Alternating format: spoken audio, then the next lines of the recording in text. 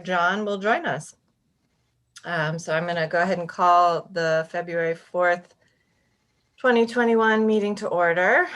Thank you all for adjusting the time a little bit. We do have an addition to the agenda. We're going to be adding a resolution that Kate and Nick and Amy are going to talk about. And let's see, I have that somewhere.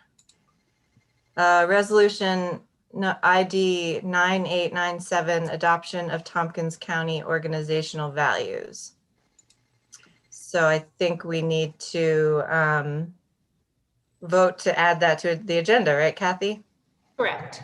Okay, so can I have somebody move that to add to the agenda? Dan? Sure. I'll second. Mike seconds, great. There's Rich. Hi, Rich. All right, let's go ahead and vote to add that to the agenda. Dan? Yes. Mike? Yes. Rich? Yes. And I'm yes.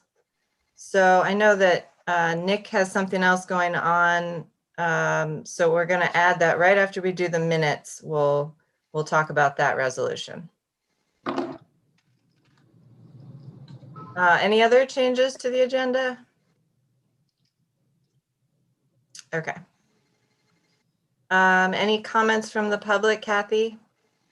No, Amanda. All right. Maybe we need to remind the public that they can come to these meetings if they plan ahead. Okay, let's take the minutes. We have two sets of minutes from January 5th and January 7th. Can I get somebody move those? Rich moves those. Second. Dan seconds. Any comments about the minutes? Questions? All right. All right, let's vote on those. Dan? Yes. Mike? Yes. Rich? Yes. And I'm yes. Great. Thank you. All right, so Nick and Kate, I think, are going to talk to us about the resolution. Well, I guess we should move it. And then you should have gotten it in your email. I hope everybody got that. Could somebody share their screen with it up? Is that possible? I don't know if Nick or Kate can, but why don't we go ahead and move it and then we can talk about it. Can I get somebody to move that? Rich moves. Dan seconds. Thank you. So I will turn it over to you guys to tell us about. Thanks. I don't have the resolution right at my fingertips, but I do have the presentation. So I suppose it's a question of which you'd like to see first. Well, why don't you go ahead with your presentation and then we'll probably have questions and we can look at the resolution as needed. Okay. I'm going to try to get the screen sharing set up here. So bear with me. Thank you. Thank you. Thanks for getting us to the beginning of this agenda. Much appreciated. Yep, no worries. Okay.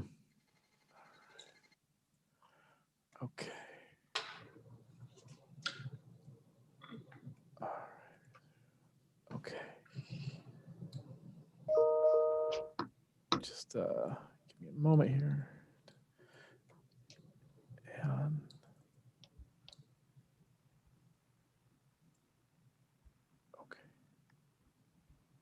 okay. Do folks see the presentation? Yep, looks great. Good.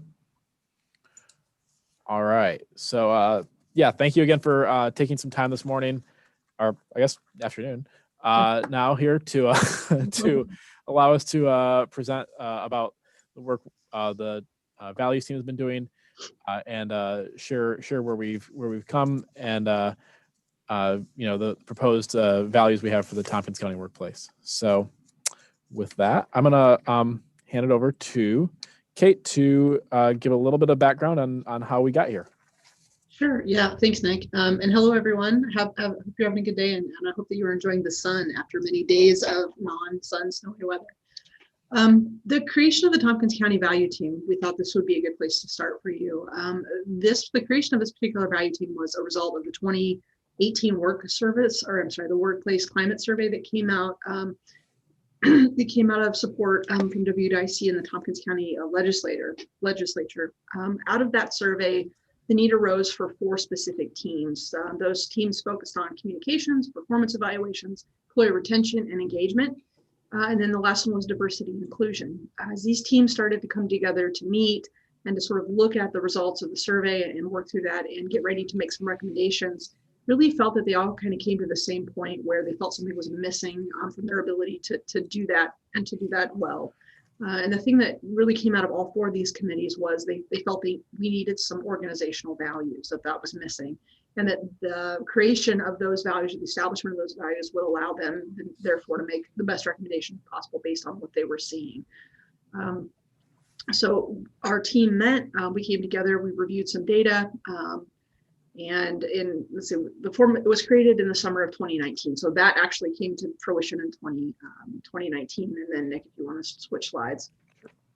So as we came together, the consistency, or what made up this team, was 10 individuals who volunteered from all over Tompkins County, different departments. The members were made up of different blue collar, white collar, and management staff. So there was a good dissection of different parts of different levels within the organization. As you can see here, administration, assessment, DMV, social services, finance, information technology, planning and sustainability, and then use services. So we went through a series of things that Nick is going to outline here in a little bit. As we went through that process, the only thing that has really changed for us in the last few months is that we did meet with a couple of legislature people. Leslin and Martha met with us and sort of helped us refine those definitions and look at things to make sure that everybody was on the same page. And I will turn it over to Nick at this point. All right. So yeah, so we, as Kate said, we kicked off summer of 2019, and really owe a lot of thanks to Amy Hendricks, who kind of corralled us all in the same room, and charged us with really figuring out this question of what are the values for our organization. And we started with a list of literally hundreds of examples of values from different municipalities, from different employers, or all around different examples that we looked at. And after much deliberation, got that list down to 20 that we thought would be an appropriate start to look at for our purposes. And we shared a survey with those 20 values at the Employee Appreciation Picnic in August of 2019. And we had, people could respond either electronically or by paper. And we had over 300 employees respond to that survey, in which they could choose their top 5 values that they identified with for the county. Those survey results, we helped us really narrow the list down. We got down to 8 values, and also helped us refine the definitions based on the feedback we got from people within that responded to the survey, and our own sort of interpretation of what the sort of priorities were. We did a second survey the following month in September. Again, people could reply either electronically or by paper. And we had another 200 employees respond to that. And in that case, they had to choose their top 1 value that they felt was the representative of Tompkins County.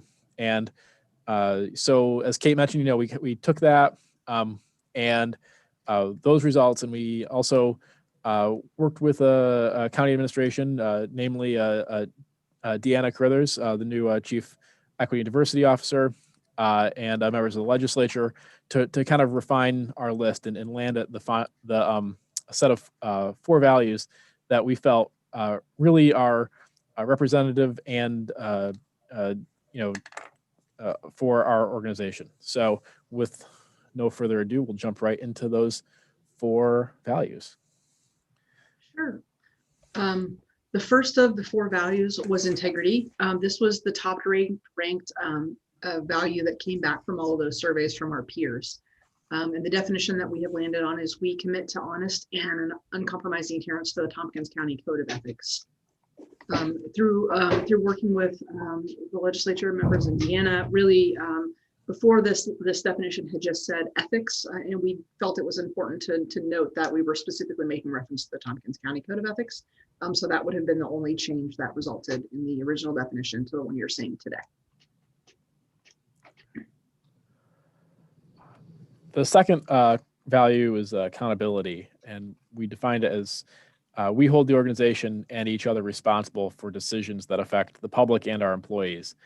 And this was a definition that was really strongly shaped by some part of the work in the survey and some write-ins that we got about this topic. Accountability was also a highly ranked value in our survey. So I felt this is an important one, and this was a really truly representative of what we're going for.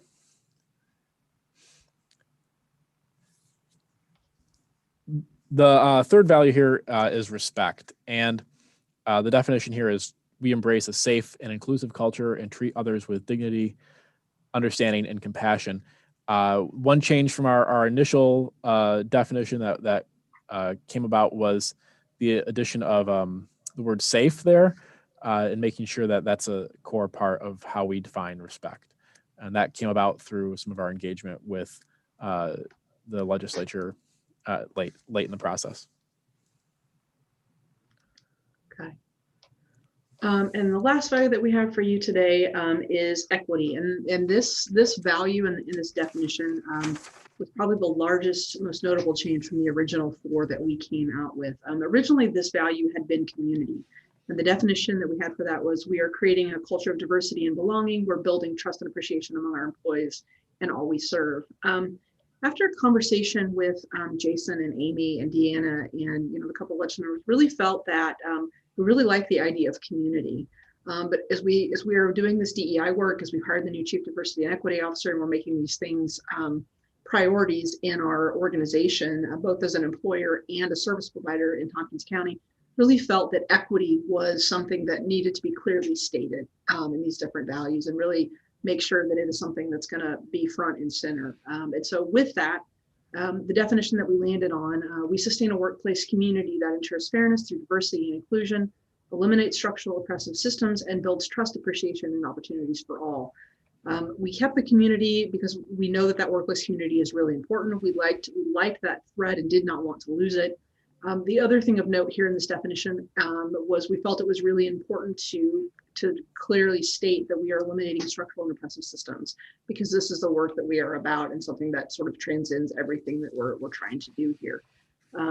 So we think that this was a really good add, really agree with definition, and look forward to seeing how this plays out in different places in our workforce and our service providers. So the next steps here that we're envisioning, is more than just printing this on a poster or putting it on a bulletin board.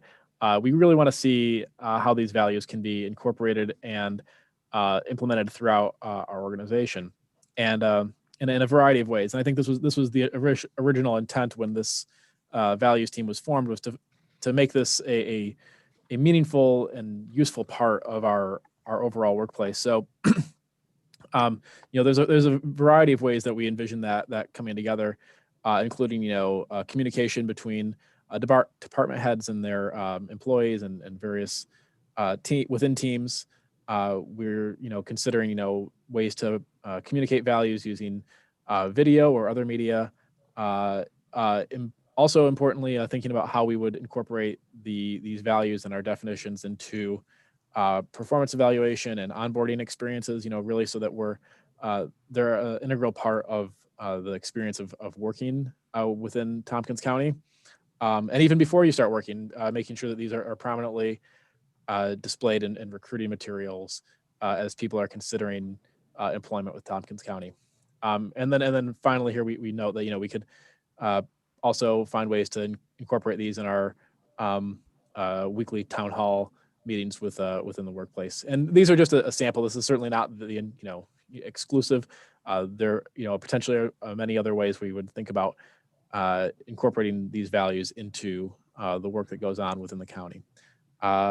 So with that just to conclude and say thank you for giving us a few minutes to lay this out here and share a bit of the background. And I will take the presentation down. Great. Well, thank you both so much. That was very concise and effective. And I remember filling out the survey a long time ago and having a really hard time choosing which values were most important, but I'm really glad to see respect in there because I think that was my top one. So thank you for working on this for all this time, and let's have some questions. It looks like Rich is first here. I also have the draft of the resolution. Oh, I'm gonna okay. bring that up so that you guys can see it. Okay, well, let us do a few questions and then Okay, we can right. bring it up and folks can have a second to read it. So go ahead, Rich. Thanks. And thanks for all your work on this. This sounds like it was really in depth. I guess I have a politeness question. Are you presenting it to us, the resolution, so we can pass it, or would you entertain any proposed amendments? Because I won't make amendments if you feel confident this is the deal. And I'm cognizant of legislators coming in and then mucking everything up after a tremendous amount of work. But here's what I'm thinking is that in the accountability value, adding a phrase at the end, in pursuit of excellence, to add some benchmark. And also because I believe it's been a hallmark of Tompkins County that we are just better than governments, frankly, all over New York State and the country. And we demonstrate leadership again and again.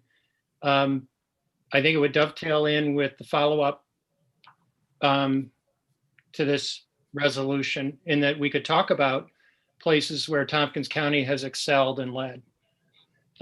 So I would like to see that. I won't move it if that's not the spirit that you're doing the presentation in. Thanks. Thanks, Rich. I don't know if Nick or Kate, you want to respond. I know the WDIC moved it as is last week. So Amy and Jason, I don't know if that would require going back to them again. I apologize, Rich. I had another thing come up on my computer that I was attending to when you made your statement of amendment. Could you repeat that? I apologize. Yeah, I wanted to add some statements about Jason Molino in our values statement. Well, Jason is looking at something else on his screen. I'm sorry. I apologize. I got distracted and then I zoned in and zoned out. No, I was asking if at the end of the accountability that we added a phrase that said in pursuit of excellence. Because that gives us a benchmark. And frankly, I think we are excellent in many, many ways. And we strive for it. I think to answer your first question, no, I don't think it needs to go back to WDIC if you make a change like that. I would, it's an amendment. It goes, if you want to make that amendment, you can make it and then it would move forward to the next committee. Well, Nick and Kate, would that upset people? I don't think so. Yeah, I don't necessarily have any inkling that would be a major change. If it was reversing the definition or making it something that we hadn't sort of intended as it came together, that would be a different thing. But that seems to just build on it. I don't see that being an issue. I would move it. All right. So Rich is moving to add in pursuit of excellence to which sentence or The end of accountability. the end of accountability? Okay. Is there a second for that motion? We haven't moved the whole resolution yet, have we? Yes. You were second. Oh, right. Yeah, we did. You seconded, Dan. Sorry. Okay, so once again, is there a second to add that phrase in? Dan will second that. Friendly? Is that, I guess, yeah, is that friendly? Yes. They moved and seconded. Okay, all right. All right, I guess it's friendly. So are there any objections to that from either of the mics? Okay. All right. So we'll just, we'll accept that as friendly. I see some more hands. Are the hands related to the, well, I guess that was friendly. So let's go to Mike, and then Leslie wants to chime in. I'm just trying to understand what we're going to be doing with these, and I think values are a great idea. But I wonder, they've added some words here like under integrity, uncompromising adherence. Codes of ethics can be interpreted different ways sometimes. So we'd have to be careful there. And on accountability, I hope we're not saying we're looking for a snitch culture to be developed here. In other words, people are supposed to snitch on each other. I don't think that's what's intended here, but that was the first thought I had in my mind when I read that. So that's just a couple of things that I wondered about. Nick or Kate or Jason, do you want to respond? I can respond. I mean, I think, I don't know what you mean by snitch culture, Mike. I mean, I think these are values that we would want our employees to emulate and to practice. And when we look to hire, employees, these are the types of values we would want them to demonstrate and have characteristics of. So you know, I think that's what A snitch culture would simply be if someone says something or does something, the other people, if they're doing their job, have to report it. That would be a snitch culture.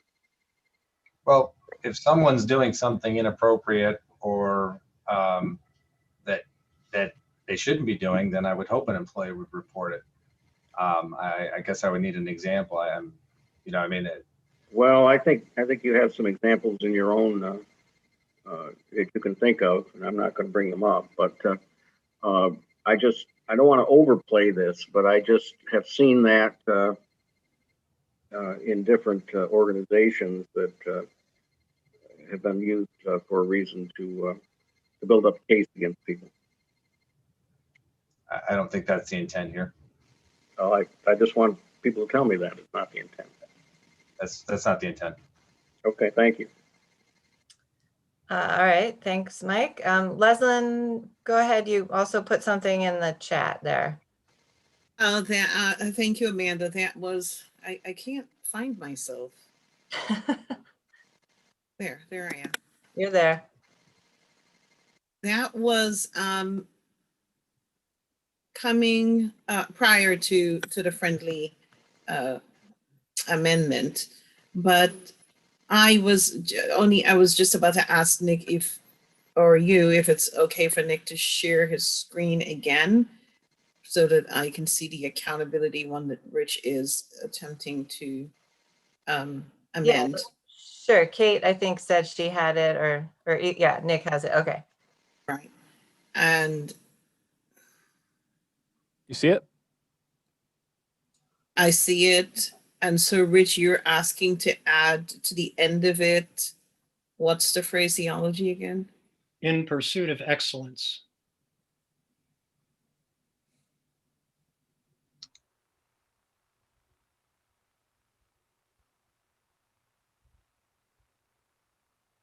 Okay. All right. Thank you. And then just to respond to Mike, I'm not how and where you're reading in here that suggests a snitch culture. I understand what you're saying, but I was just trying to look at it again and see how and where. We hold the organization and each other responsible. So that means that each person is responsible to hold the organization and each other person. That's what raised the question in my mind. Okay, I appreciate the perspective. You know, I certainly come from a different place when we talk about snitch culture. So, you know, I want to echo what Jason said, that that's not at all the intention of this by any means, but we have policies around, you know, respectful engagement and policies around all the other things you know about. And it's just a matter of, you know, seeing that our value goes hand in hand with those policies. So that if people are doing things that are wrong, that it gets addressed. Now, we don't just sweep things under the table, because then it really becomes a snitch culture when that's happening. Thank you, Amanda, for letting me speak. Sure. Thanks for chiming in.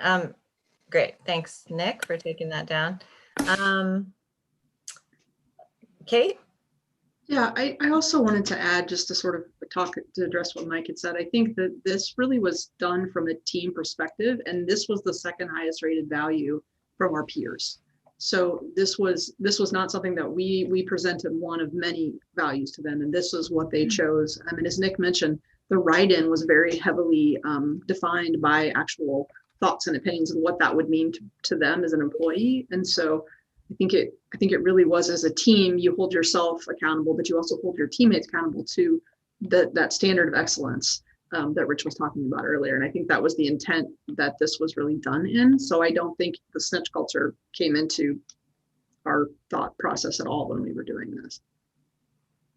Yeah, that makes sense. And I think, you know, it's definitely, when you're working in a team, you need to, you know, help each other and lift each other up, rather than, you know, we're not talking about tattletaling here. We're talking about, you know, supporting each other, I think. So other questions? Does anybody need to see the resolution on the screen before we vote?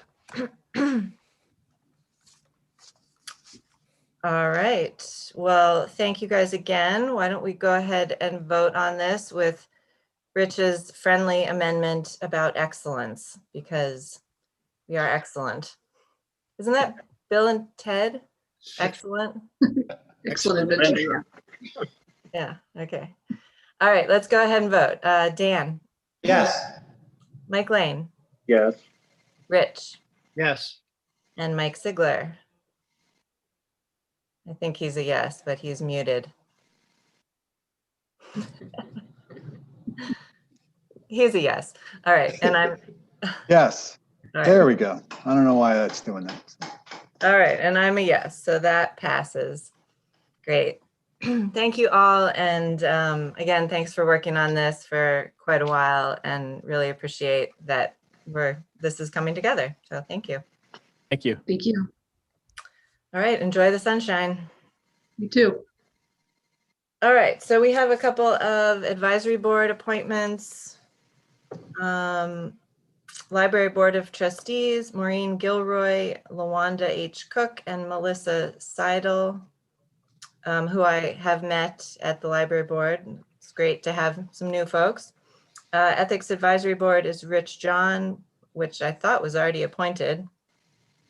And then we have our non-voting positions, liaisons, which Tompkins County Public Library is me again, and the Public Information Advisory Board. Henry was the liaison last year, but since he's not on the committee, he was not wanting to be the liaison again. So I was gonna step back into that, if that's okay. Is that okay, Kathy? Sure. Okay. So that's gonna be me again. And do we have to, I think we have to vote on these, right? You have to vote on the appointments. Okay, right, not the liaisons. Correct. All right, so can I get somebody move those appointments? Rich moves, Mike Lane seconds. Any other comments or questions? We need to have an executive session to talk about Rich John. I want to know if he's uncompromising. I think he's in pursuit of excellence is what I think. Okay, all right, let's vote. Rich, Yes. Dan, Yes. Mike Lane, Yes. Mike Sigler, Yes. and I'm yes, so that passes. All right, moving right along. We're up to Board of Elections, resolution, appropriation from contingent fund, terminal pay reimbursement, Board of Elections ID 9865. And can somebody move that? Dan moves. Rich seconds, thank you. Questions or comments about this one?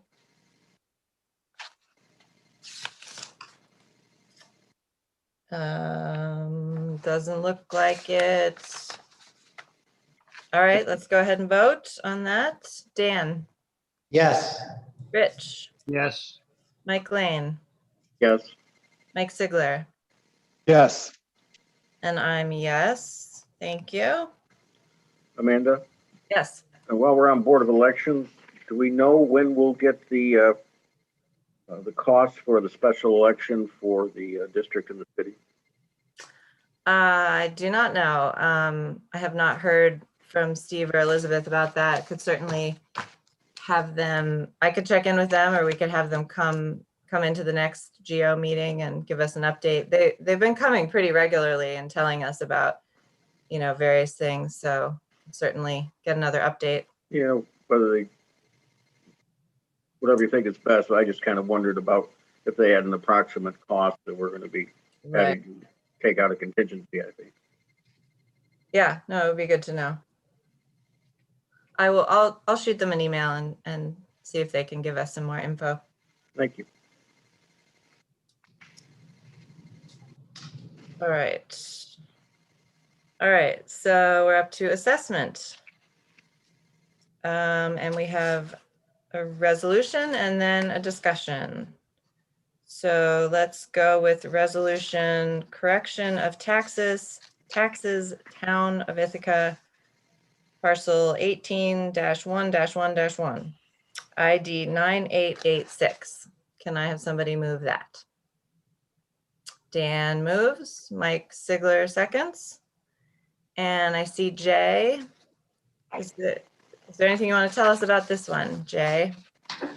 No, this is just one of those fun ones when some public infrastructure is located outside of a jurisdiction, as long as they have in writing that the other jurisdiction will exempt it off, then it can be exempt. So this is for this Cuga Heights sewer plant that's actually located in the town of Ithaca. So the town of Ithaca has said that they have an agreement not to bill for fire district charges on this. So we've gone through and made this correction on that. Gotcha. Questions about this? All right, let's go ahead and vote. Dan, Yes. Rich, Yes.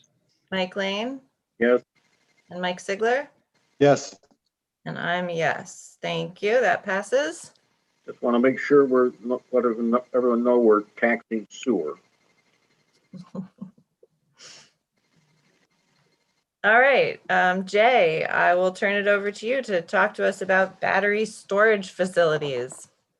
Well, at the last committee meeting, I was asked to take a look at the battery storage facilities that we did a correction on for the Dairy One property. And I got to read my favorite section of the real property tax law, section 487.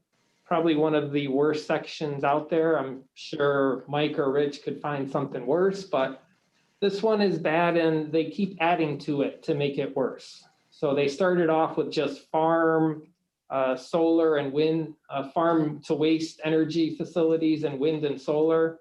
And then every legislative session they seem to add. So I had thought the battery storage was part of an industrial electricity generating facility, whether it's solar or something else. But upon reading it, it's actually for freestanding as well. So I sent off an exemption application to all of the battery installations that we have and the ones that we're getting this year, so that they can apply for an exemption through 487. And then it would be exempt for county taxes And depending upon which town it may be in, it could be exempt for those taxes as well. But Lansing School District, Town of Lansing have opted out of that exemption. The same with the Ithaca City School District as well. That's more an indication of how bad this section of law is, because you have to be out of it in order to ensure that you can get a pilot for some of the larger industrial solar arrays that are going in. If you're in the exemption, and there is no mechanism to force what that pilot is. So fortunately for us, with the two larger school districts out of the exemption, we can stay in it, but that's kind of one of the oddities here. So so that's the, so we don't need to do anything. We don't have to do an urging resolution since we already have a section to take care of that. So Okay. any questions on battery storage? Mike Sigler? So it's a good thing that the county is in and the school districts are out, or is it, Well, I guess, which is preferable? it all depends on where you're looking. With the school districts being out of the exemption, then these properties will be taxable for school district purposes. Because of that, these installations are then persuaded to go to the IDA for a pilot. If the school districts were in the exemption and would allow it, then these installations would have an avenue to be exempt without having a pilot be required of them. So section 487 says if you're in the exemption, you can mandate a pilot, but there's nothing that forces it. Once the developer makes their interconnectivity payment to the grid, then they could become exempt if a pilot isn't already agreed upon. So it's one of those cart before the horse type of things. So we're in the exemption, we can make sure that any of these added values is exempted off. But because the school district is out, that forces these installations to go to the IDA for a pilot. Does it's my understanding that these larger scale, though, the utility scale, the pilots are going to be negotiated by the state. So will they even come to the IDA regardless of whether they're in or out? Yeah, the pilot amounts are supposed to be calculated by New York State for the local pilots to then use when they go ahead and grant those pilots. So there still will be a role, at least my understanding, for our Tompkins County IDA to provide these pilots. Or if we're in the exemption, we could then use that pilot amount. But the pilot through section 487 is only for 15 years. And most of these industrial solar installations want, 25, 30 years of surety of what they're going to be paying in taxes. All right, Mike Lane?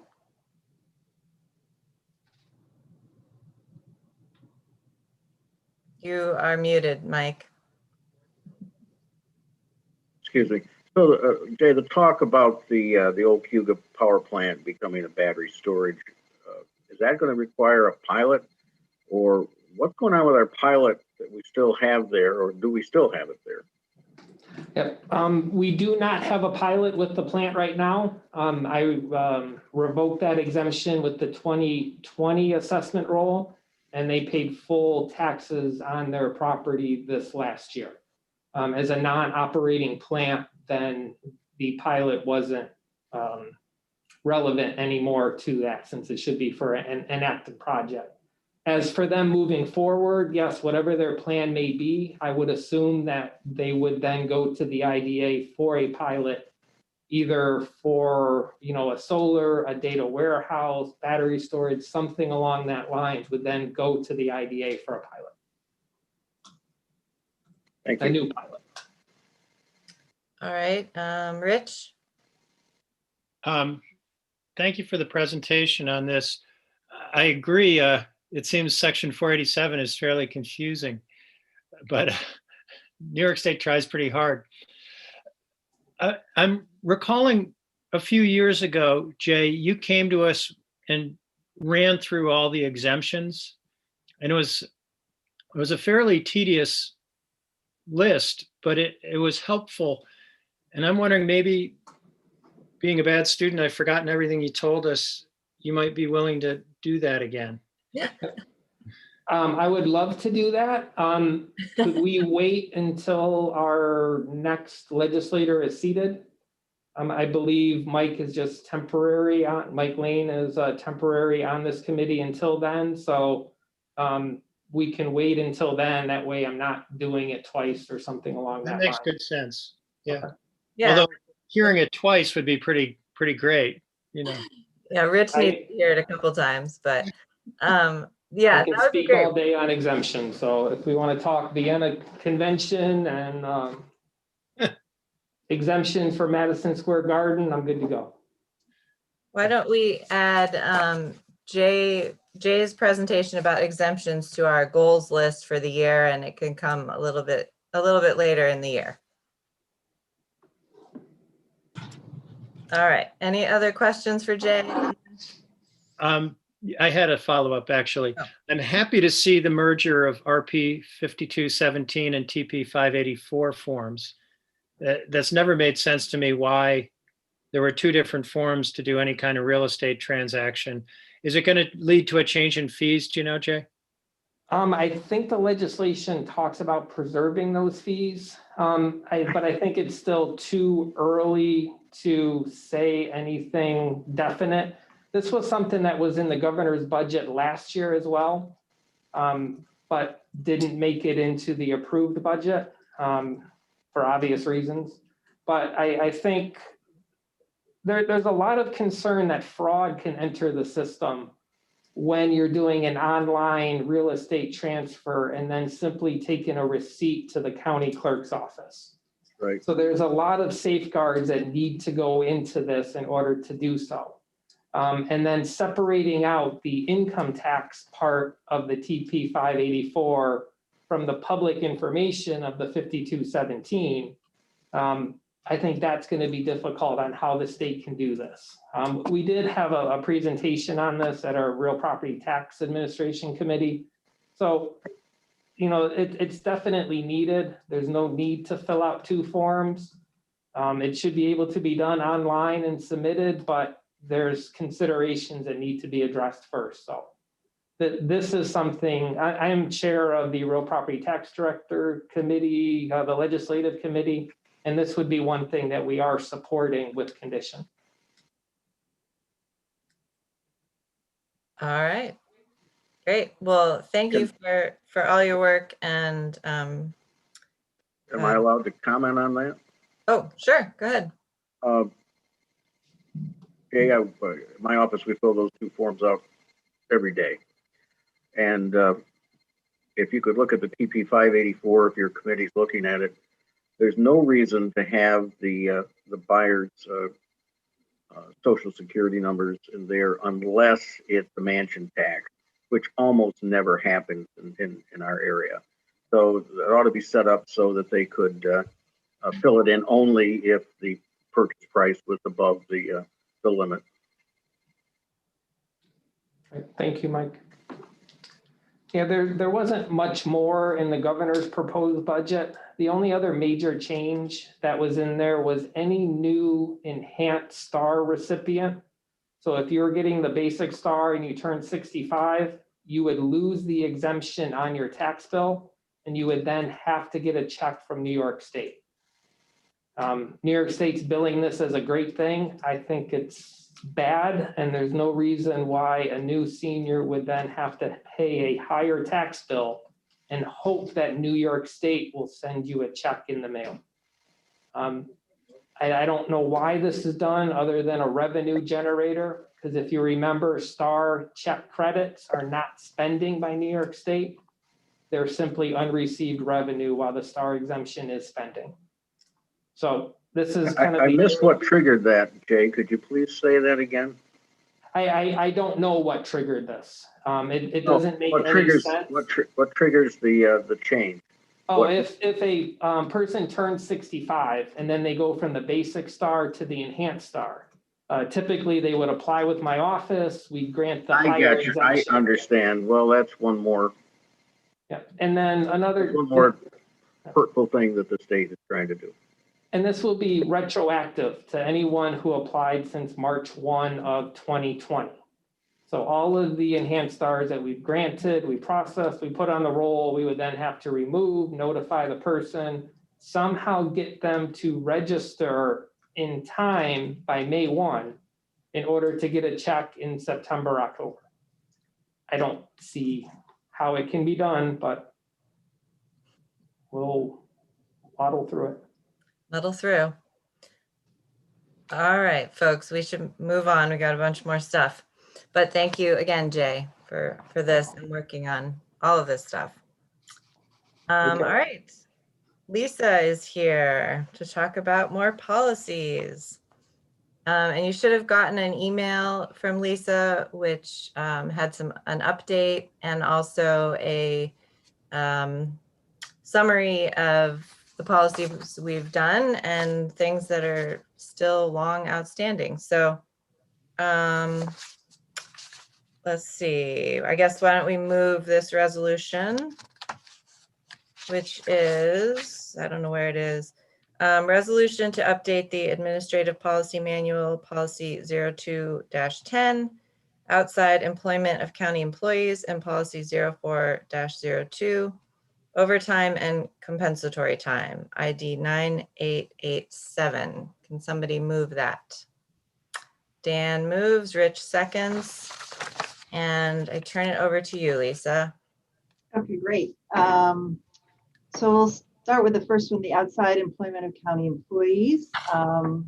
The committee reviewed this one last month and made the suggestion for more clarification about elected officials versus other employees, department heads, et cetera.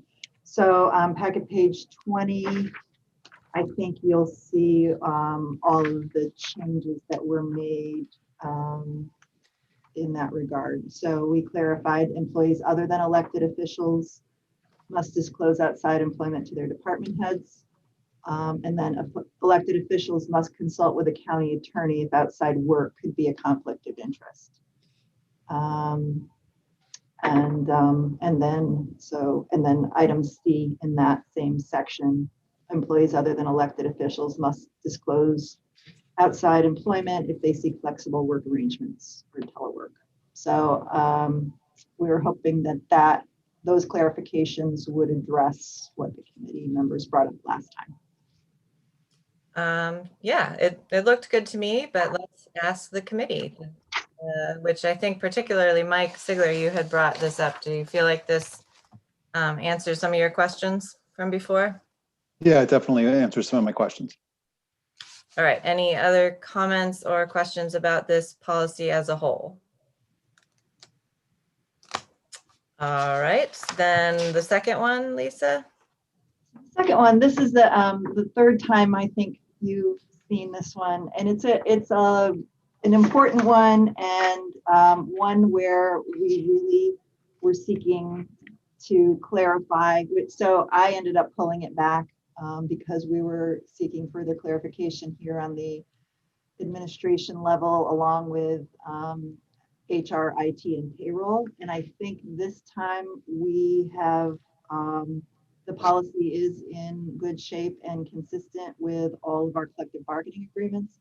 In the meantime, as all of this was being considered, we did do an update or an MOA with our white collar CBA regarding some of these issues. So now I think everything lines up and it is all consistent. And like you said yesterday, I'd sent an email out just advising committee members of a couple of slight changes that Jonathan recommended, and I didn't get them in time to make the packet, but I just wanted to bring them to your attention. Packet page 23, it was section 2 policy, section 2, item C. There was the end of that sentence was deleted. and or compensation for the additional time worked. And then there was just another clarification on page 25, packet page 25, under section 3A2, just eliminating the overtime code reference.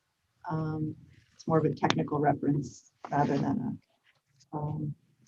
anything else.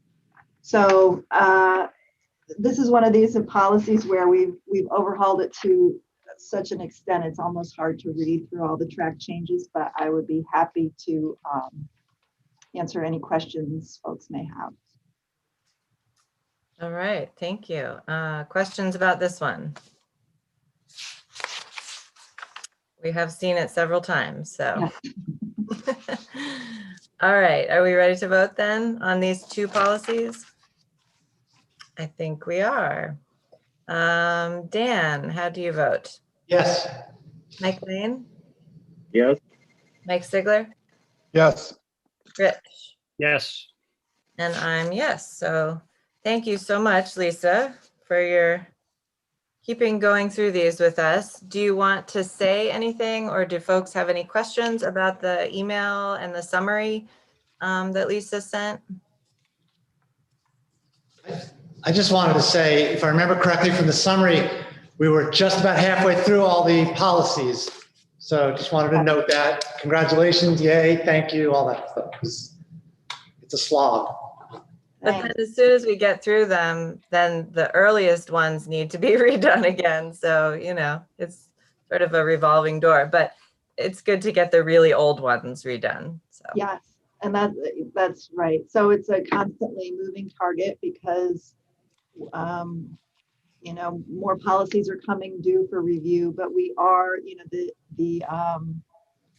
the way we've gone about it is really trying to attack the oldest ones first and either get them revised, or if they need to be abolished, we do that. We're going to continue to work in that area as the first priority. And I'll say in our first year of doing this, we really could devote a whole lot of staff time to it, and there were a lot that were kind of low-hanging fruit. Right now, we are, you know, pretty deep in the weeds, and it's a bit more, you know, detailed to get some of these done. But they're really important to do. We're going to keep trying to do it. And I also want to say, you know, so the willingness is there on our part. We think it's very important to get these addressed, and also realize that with staff time kind of stretched thin around COVID response, et cetera, I want to be kind of realistic with the committee about what we can work through with staff and department heads in the coming year. So we hope to continue to bring them to you, one or two regularly each month, and continue on this path.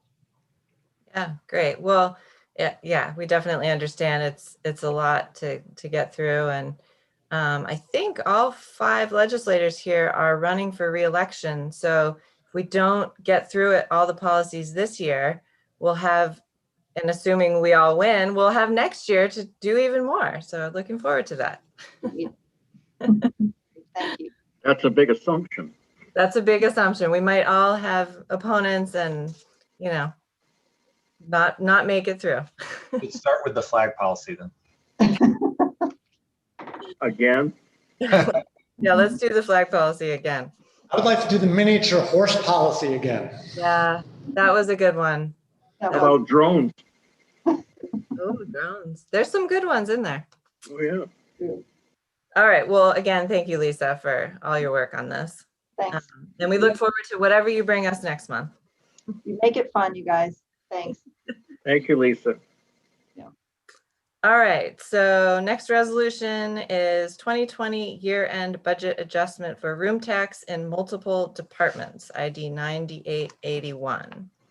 And let's get somebody move this, and then Jason can tell us all about it. Dan moves.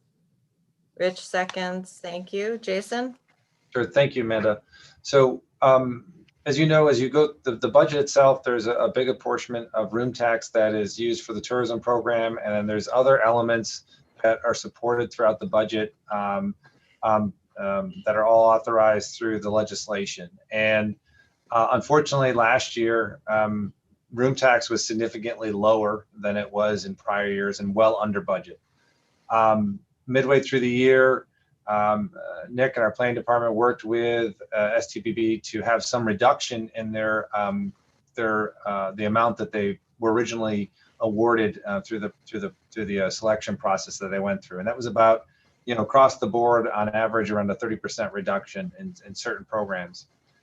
As we went through the year, the financial picture and the room tax revenue did not get better, and this resolution basically identifies about $323,000 that we did not receive in 2020. And rather than take that out of the tourism program, the recommendation is to take it out of these other departments that are county departments. So rather than short the tourism program even further than what they've already been shorted, really take this out of the general fund allotment of this revenue. So replacing the loss in revenue with appropriated fund balance. The other alternative would be to short the tourism programs and essentially make ourselves whole in the process, which I didn't think, considering they've already taken a pretty significant reduction. The return of that revenue, I think, is going to take a few years.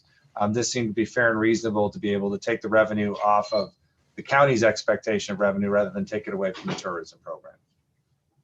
So that's what this adjustment does. It decreases the expected revenue to support those specific units. Okay. I think that makes sense. Are there questions? Rich? I assume that this would help us in terms of economic recovery, that because we're so dependent on tourism, that those programs would be ready to go when we get through the pandemic. Is that some of the thinking? It is some of the thinking. Some of the other logic is $320,000 for a loss of revenue on our budget is a lot easier to manage than $320,000 lost to those different agencies that get certain revenue from those programs. And they've already had another 30% reduction as it was. So, from my perspective, this is something we can manage a lot better than they can through this year. And the budget has been reduced going into 21, and hopefully we'll be, on target with it, and then we won't have to go through the mid-year reductions again. But it just seemed to be, it would have been another significant hit to those programs.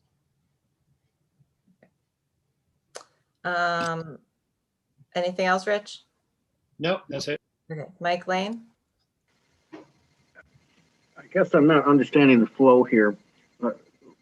Thinking about Tompkins County Area Development, which I think, I will always call Tompkins County Area Development. I don't think I want to call it Ithaca Area Development since we're the main sponsor.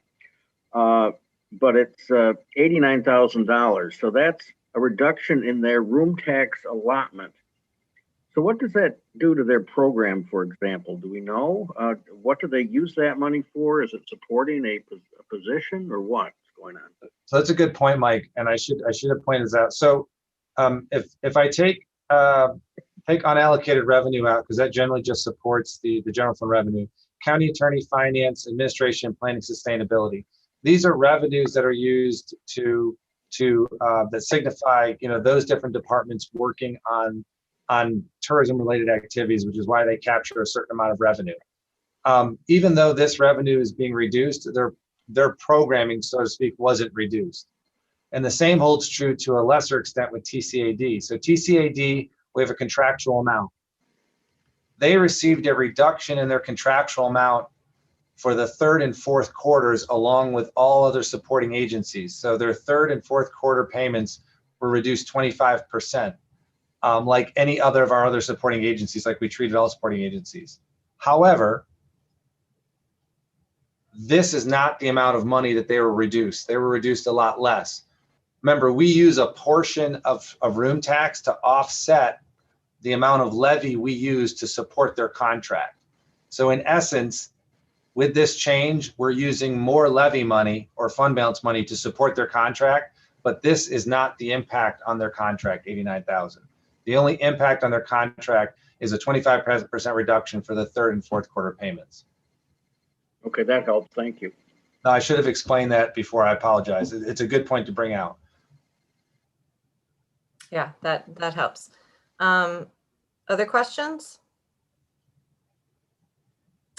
All right. Then thank you, Jason, for this. Let's go ahead and vote. Dan, Yes. Mike Lane, Yes. Nick Sigler, Yes. Rich, Yes. and I'm yes. All right, great. Moving right along, approval of designation of successors, ID 9873. And this is something we do, I think, every year. Can somebody move that, please, for us? Mike Lane moves. Rich seconds. Any questions about this one? Mike Lane? Are there any changes from previous years that we should be aware of? I don't think so. Nothing comes to my mind that would have been different, Mike. It should have been, I mean, and for the most part, leading up to this, for the past few years, the county's making an effort to have deputies in each department. So generally, that would be the normal successor. Right. So what happens, I mean, in the event of like Veteran Services or Office of Human Rights when they don't really have a backup? There would have to be another assignment of some sort. So, you know, similar to what you may have done in the past, where the county attorney may be the acting department head for the Office of Human Rights or something on those lines. I would have to designate someone to fill those roles. Yeah, I think Jonathan. Let's just put Jonathan down for all those. Dan? Thank you. What about the deputy county administrators? How is that distinguished? We have two, you know, yeah, how does that work? There isn't, in the job description, there isn't one preference over another. So I think that would be probably a decision up to the legislature. For example, in the current moment right now, where you have one deputy county administrator that's been fully assigned to COVID, it would be probably unlikely that that would be the person to follow through, but it would probably be a decision up to the legislature. Thank you. Okay, let's go ahead and vote. Mike Lane? Yes. Mike Sigler? Yes. Rich? Yes. Dan? Yes. And I'm yes. Great, thank you. All right, resolution for 2021 appropriation from contingent fund for the purpose of assisting the expansion of access to broadband internet service. ID 9863. Dan moves that. Seconded by anyone? Rich seconds that. And Jason, is there something to say about this? I'm sorry, let me pull it up. Oops. This predates me. This is an agreement that was in place to support the town of Caroline with some outlay of broadband. And it looks like it just got done last year, but I think it's about a six-year-old promise that the county had made. So this is because that appropriation is well beyond past fiscal years. It's not carried through. So at this point, you have to make either an appropriation out of the contingent fund or an appropriation out of fund balance. In this case, the contingent fund would be appropriate. All right, Dan? Yeah, just say slightly more, let's just add to that slightly.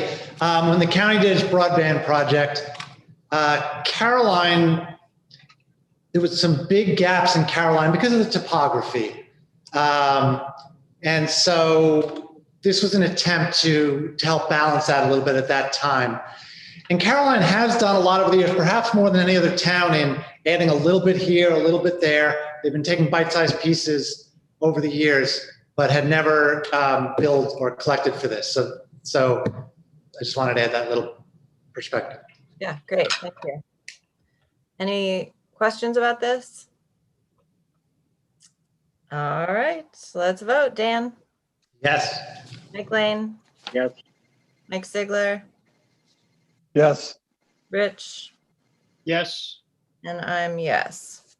Great. Thank you, administration folks, for all those great resolutions.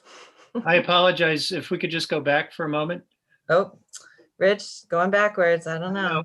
Dan, do you know, what are they going to do with the money? It was reimbursing them. I think it's expenses they've already paid. I think it's expenses they paid out. Does that sound right, Dan? That sounds right, yes. I think it's expenses they've already paid out. And this was a reimbursement that the reimbursement of a commitment that the county had made to. What did they do? So they've done several projects over the years with Hafley and with Frontier and possibly even another provider that I'm not thinking of. And each of those required a little bit of work on the part of the town, electrification of poles, a little planning kind of stuff, maybe a little matching for state grants. I don't have the specifics, but those are the kinds of things the money's been applied to. Do you know how many homes benefited from this?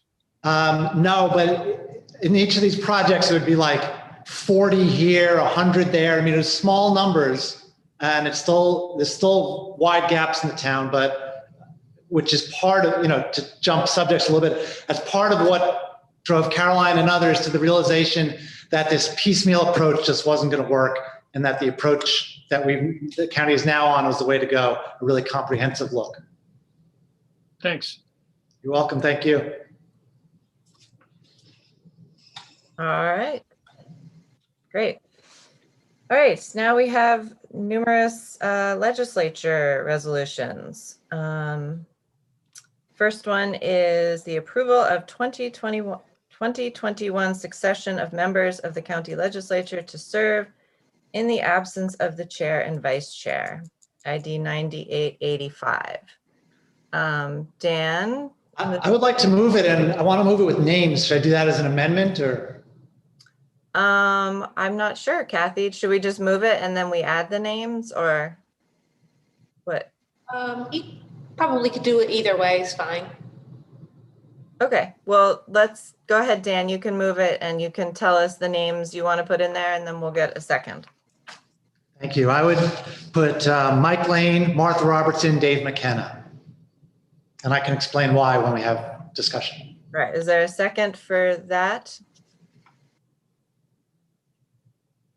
Mike Lane will second that. And go ahead, Dan, you can say why. Thank you. Well, I believe these were the names we used last year, and it's straight seniority. That's all. Simple. Hopefully not controversial. All right, any other questions about this, or does anyone want to suggest other names? Mike Sigler wants to put Mike Sigler first, or, Well, I just want to point out that I actually have more years in the legislature than Dave McKenna, but I don't really care. So if Dave would like to, if things have gone that wrong, I think we have bigger problems if we get to that point. So I'll leave it alone. Sigler, I thought you guys were tied. I don't know. I have a shirt that says I've been in 10 years. I think I got a shirt and an umbrella for that anniversary. So. Umbrella? Wow. Something along those lines. I forgot what it was. Paperweight? Okay, all right. Well, I'm good with Dave McKenna, and I think Mike's point is that, yeah, if we have no chair, no vice chair, no Mike, and no Martha, probably the rest of us might be dead too. So, But this is for 20. There's I'm gonna take over the legislature with their hockey sticks. All right, let's go ahead and vote on this. Dan. Kathy just brought something up to me that I hadn't considered. So I'm considering it now on the fly. Kathy, do you want to speak to it? Sure. I just, Martha and Dave McKenna have both announced they're not running again. This resolution is effective until a new one is adopted. Leslyn has also announced she's not running. Okay. So that would just leave Shauna and Mike Lane as the successors. So it's just. Yeah, I get the point. I mean, I guess though, it's also uncertain whether anybody else Absolutely. would even be on the legislature. So, I don't know. How do folks feel about that? Put Jonathan in there. Yeah, Jonathan. He's the default. I'm here. Oh, there he is. Are you asking me to comment or you just wanted to put me on the list? I just want to put you on the list. Okay. I guess I'm not sure that nobody's jumping in to object. So Mike Lane. Just that I've been on this list 3 or 4 years and never had the opportunity to be called on for anything. So it's nice to have the list, but it's like the presidential line of succession, and the president pro tempore is in the line of succession for president of the United States, and that doesn't happen very often. Right. I'm fine with the list as is. Okay. Dan.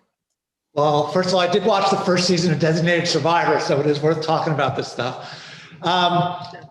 If we wanted to, could we pass another resolution like this in December? Or does it have to be in the calendar year?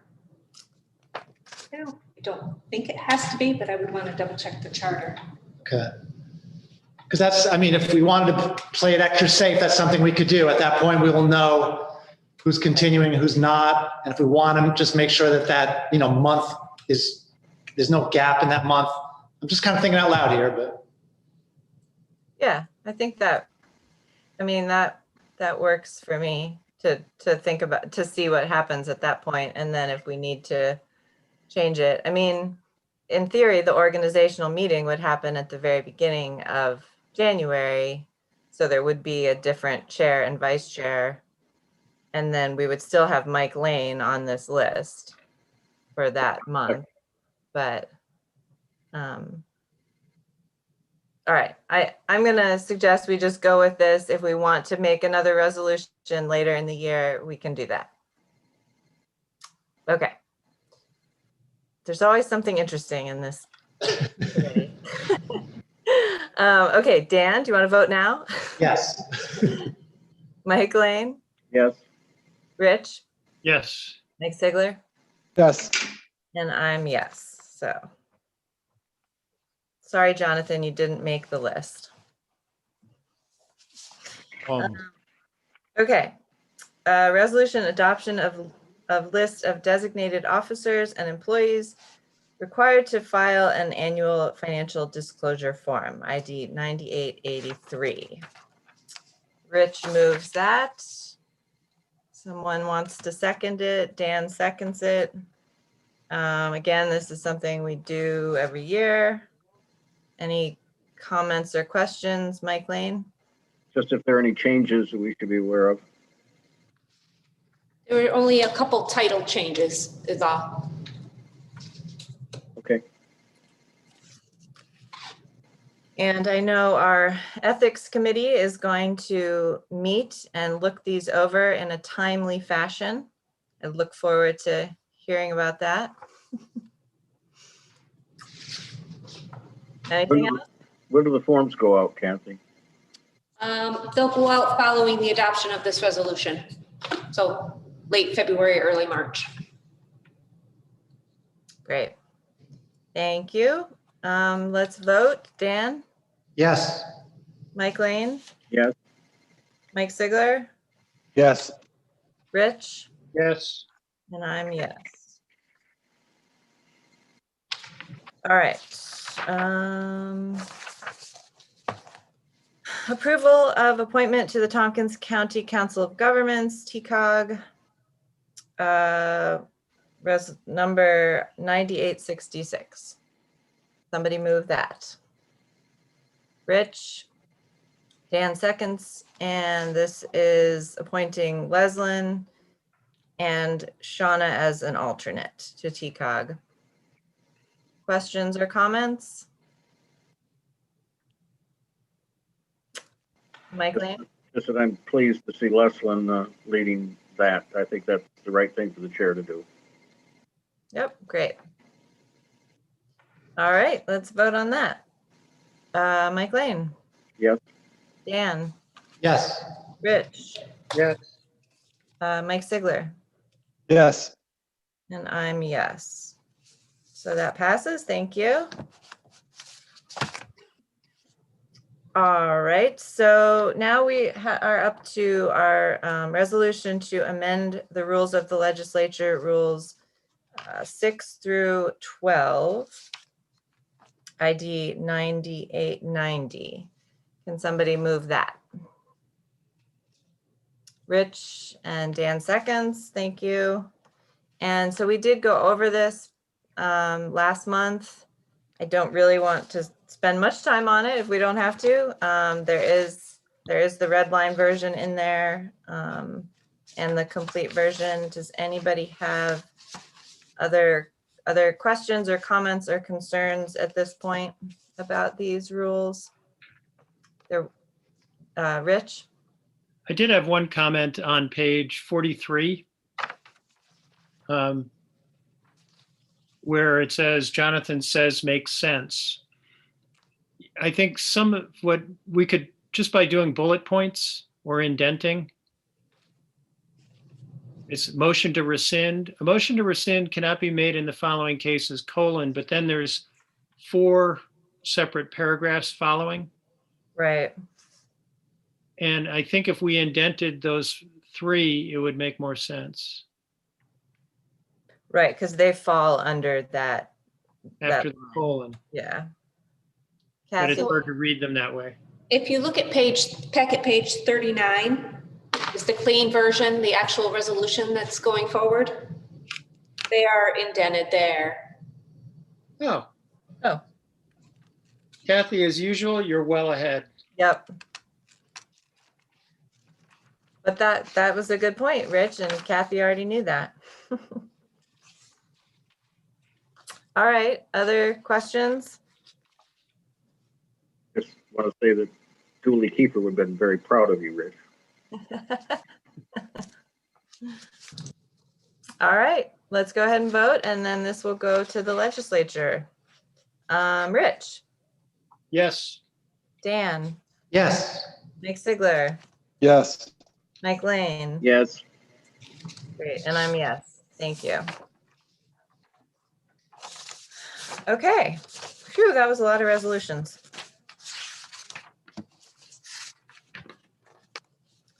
All right, and just also pointing out there are a couple budget transfers for information only. Can check out those.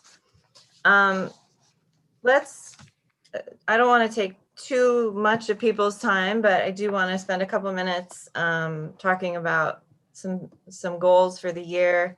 Mr. Vice Chair Dan Klein and I spoke for a bit about this, and we had a couple of things to throw out there, but I want to give other folks a chance to chime in if there's things that you're hoping that the committee can do this year or personal interests that you want to work on. I would welcome anyone to bring something up, and then I can go through my list of ideas.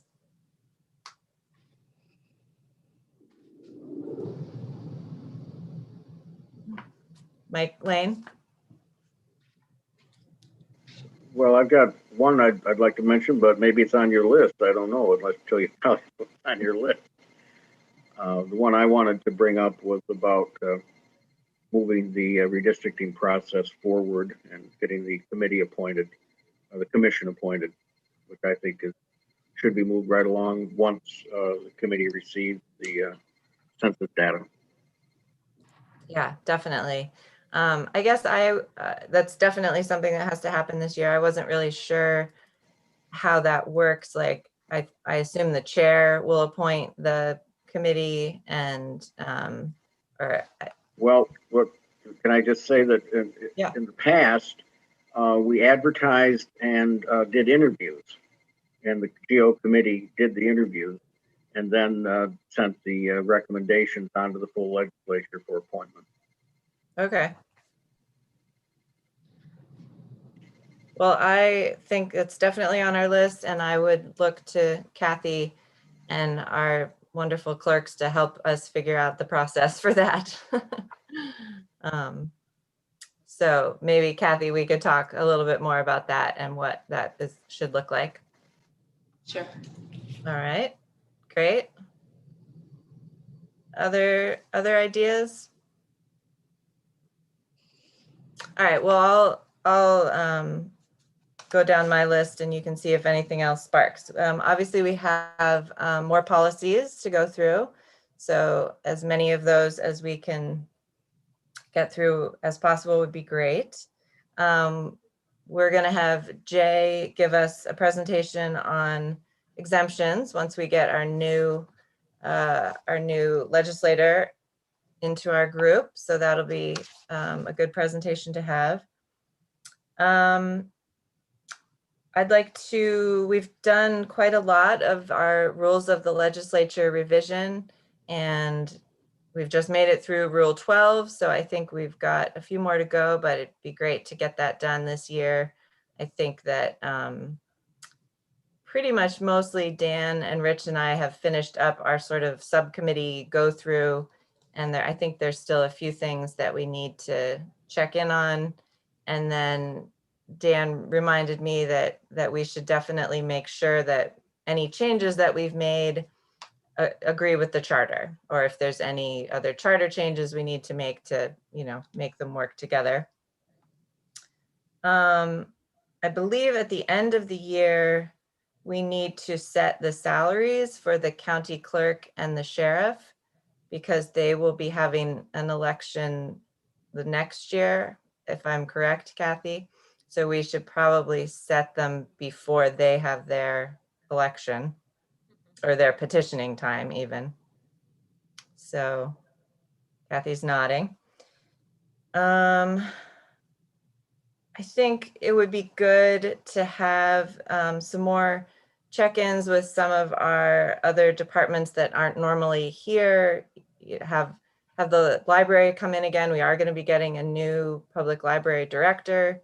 So it'd be great to, when that person comes in the probably summer, get that person in here so we can all get to know them. Be great to have, PIAB chair come in and tell us a little bit about what else they're working on. I don't think we've heard from them in a while. I know they're working a lot with Dominic, but they haven't been here. Dan brought up it'd be great to hear more about what the DMV is doing. We haven't heard from the clerk in a while. So some of those things I'll kind of try to get on the calendar and get us a few more updates from folks. And then Kathy, I wanted to have a conversation with you and Michelle about advisory boards. And like a year ago, more than a year ago, Michelle had brought up to me about trying to figure out all our advisory boards, and you guys don't have good software for organizing all of that. And, so if there's something that this committee can do to be supportive of that or, help, I'd love to have that, chance to help you. If you just want us to get out of the way, then that's fine too. But, it'd be good to have a conversation about it and just understand what we can do to make that better. Sure. And I think that was all that was on my list. So it's a couple things. Any other thoughts? Dan, was there anything else I missed that we had talked about? Maybe hear from Mega at some point. Oh, yeah. Right. So update about our mega power plant would be good. Amanda, summarize those again, just briefly. You want me to summarize my? Yes, please. Okay. Finish the rules. Set county clerk and sheriff salaries at the end of the year. discuss with Kathy and Michelle advisory boards. More check-ins with some of the departments and agencies we don't hear from very often. Jay, give us a presentation about exemptions, more policies, and redistricting commission. So that's, you know, just a couple things during COVID to deal with. All right, well, obviously things can unfold, and if there's other things that come up during, you know, the year, you're all welcome to, you know, send me an email and say, hey, can we get a report about such and such, or if you're interested in something and you want to talk about it, you know, definitely reach out to me. And I'm sure Jason and Lisa and Amy and everybody's going to have lots of stuff to bring us throughout the year. Well, Amanda, we also, I've had all the department heads develop their tentative work plans for the year. So if not next month, next month, they should be able to provide summaries like we did last year to all the committees.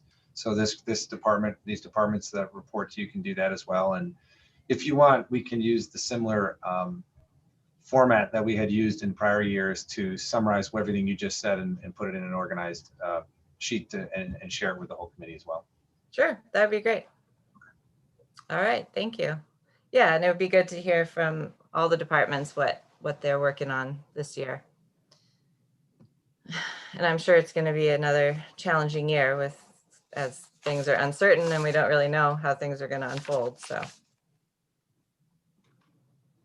all right, so let's go to Jason for any report for us.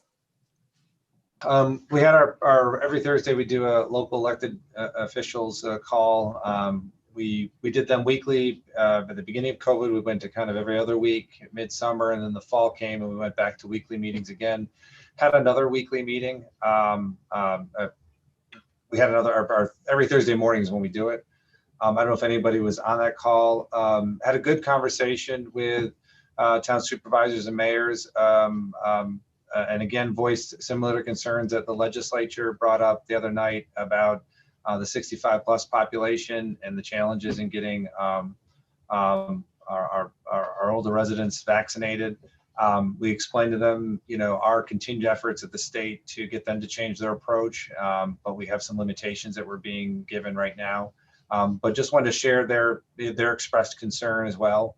They referenced Mike Lane, they referenced your comments from the legislature meeting and shared in those concerns and frustrations. And I just want to relay to you that, you know, it was a good probably 15-20 minutes of the hour conversation. They had some good questions. They reiterated their support for some changes at the state level. We agreed. And I just wanted to share that with everyone from this morning's conversation. Aside from that, Lisa is back up in county administration, which is good to see. To the point she brought up earlier, we'll continue to work on policies, but we've noticed now we're coming to some more complex ones, but we'll continue to plug away at it. I should also mention that with Jackie Kipla retiring, we merged Jackie Kipla's position in with the compliance coordinator, who's the one that works on the policy updates as well. That's Jesse Spudis. So Jesse is also doing some extra duties as well, but we'll continue to move forward with updating the policies as we have. And we've made a good dent in them, which is good to see. Other than that, government operations perspective, I've met with Rick and Kevin about capital, and Drew, and about capital planning, and we'll probably come to F&I on a quarterly basis, similar to what Jeff Smith does, to do an update on our capital planning and our capital program and the progress of those projects. But other than that, Kevin and I did talk today about the budget retreat. Oh my gosh. All right. So we'll talk I spoke to Deborah. We'll talk at the next budget capital and personnel meeting about trying to pin down a date in April. Yep. A lot going on. All right. Questions for Jason about those things or other things? All right. Thank you, Jason. Deputy County Administrator, Lisa, anything else? Nothing for me. Jason covered it all. Thanks. All right. Great. Thank you. Jonathan, County Attorney, anything to tell us about? No, I mean, court continues to be held mostly by teams. Every once in a while, there's an in-person thing, but it's really hasn't changed much. But other than that, no real report. All right. At some point this, maybe in the spring, can you give us a update on Mega and what's going on? Anything there? Sure. I will try to do that. I mean, there are two separate Mega things. There's one reporting on Mega and how it's doing it. A lot has been going on different since COVID. But what I'll try to do is coordinate it with our next annual meeting. And then with regard to the hydro facility, we usually do that around August, an annual report. Okay. So I'll do those two things. Great. Sounds good. Thank you. All right. Rick, Director of Finance, how are you today?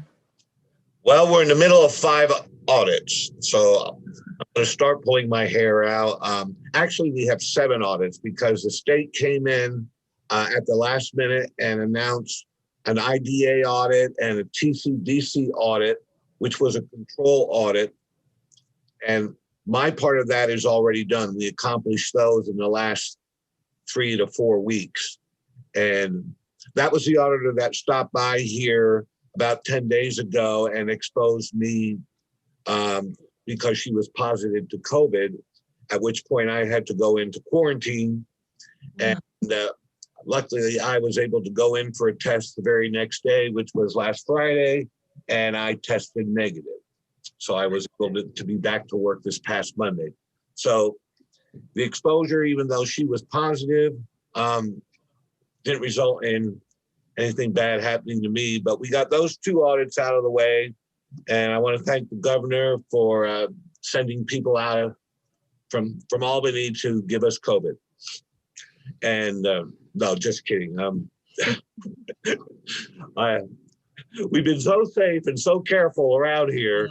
Yeah. And then it takes a state person coming into our office to give that kind of exposure. But with that said, the other 5 audits, we are 90% done with the first 2. That would be the regular IDA and TCDC audit, along with the Tompkins task audit. My part is pretty much done on those, having closed the books and sent everything to the auditors. So we're about 90% done with that. We're about halfway through the year-end close for the Health Insurance Consortium, with a heavy part of that lift being done in March. We're just starting now to close the county books. And the last thing would be the airport PFC audit, which happens near the tail end. So we're pretty much on track with all our audits. We're busy with a lot of year-end closing. The last day to make checks payable to vendors for 2020 is just a week away. February 9th is a deadline for all departments to have their last minute 2020 payment request to us. And soon after that, we should be doing our year-end closing routines, which take about a month. So we're on track with the county audit. We're ahead of schedule on some of the smaller audits, and busy as can be. The bond sale and note sale last week went tremendously well. We had 6 bidders on the bonds and the notes. I will probably be making a formal report to you, as I like to write this down and give it to you so the whole legislature can get the same report at our next legislative meeting. But the good news is that the bands, the interest rate was less than 0.25% for the 1-year borrowing on the bands, which is phenomenal. And the long-term bonds, we got 1%. So that's a tremendous savings to our debt service schedule. That's, in my 36-year history of government, that's the best rates I've ever achieved, and our county has ever achieved. And so I'm very thankful that we hit the market when we did. Again, a full report will be going out to the legislature at your next legislative meeting. And that's all I have today, unless you have some questions. That's great. Thank you. Dan? Thank you. Did you say TCDC audit?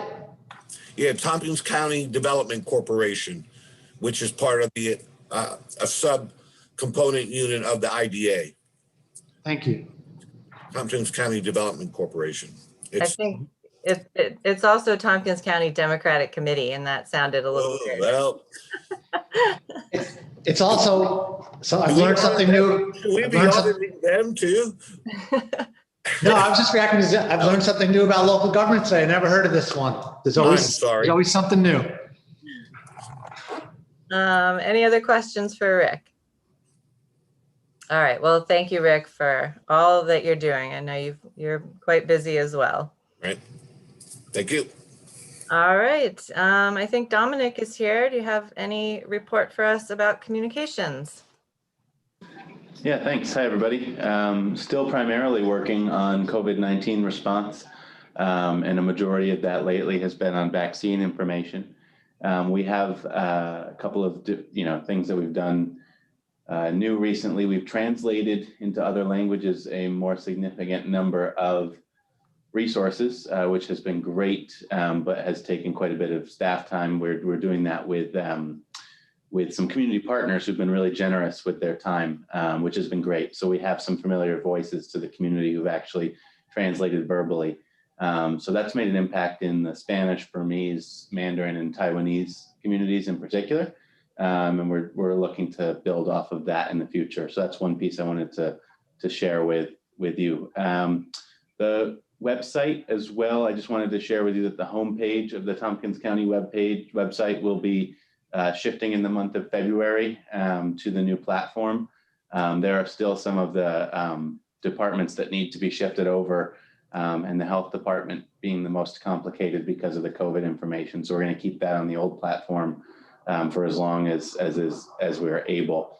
We probably give a more thorough update on that, something scheduled with myself and ITS, perhaps in the next few months, Amanda, whatever you're most interested in. But the homepage shift, I just wanted to share with you all that it will still have some of the information about how great of a place Tompkins County is to live or travel to, but that won't be the primary focus of that homepage. It'll be a little bit more focused on some of the services that we offer and our staff members that we have, and the work that we do. It'll still have that other information, but it won't be as massively visual when you hit the homepage. So I'll let the legislators know when that change is coming, but I wanted you to know here that that's being planned this month.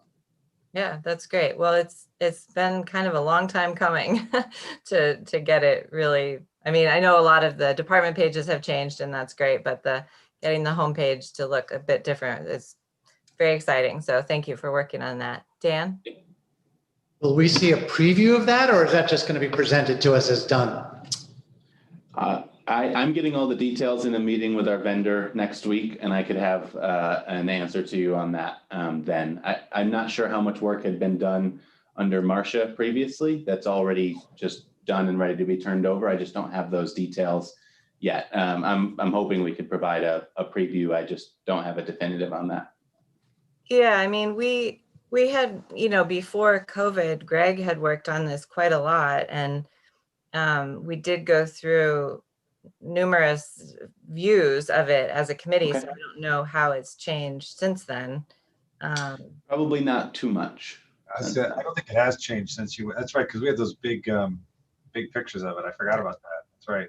I don't think it's changed much since then. I know the pause button's been hit, right. Just with everything that's going on, but I don't think there's been much change to it.